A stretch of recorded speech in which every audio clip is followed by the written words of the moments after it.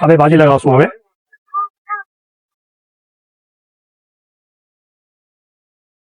આવી રીતના ભાજી લગાવી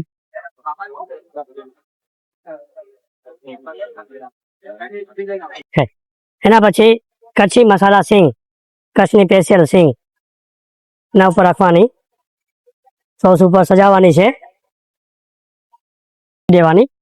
બરાબર. અત્યારે પછી એના ઉપર સેવ નાખવાની.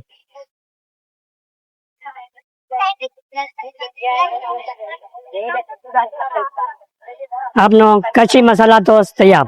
तो गाइस देख सकते हैं ये अभी हमारा कच्ची टोस्ट रेडी होके आ चुका है। ये देखिए ये निकोल में कुछ यूनिक आइटम लेके आए हैं। चलो अभी टेस्ट करते हैं कैसा है इसका टेस्ट।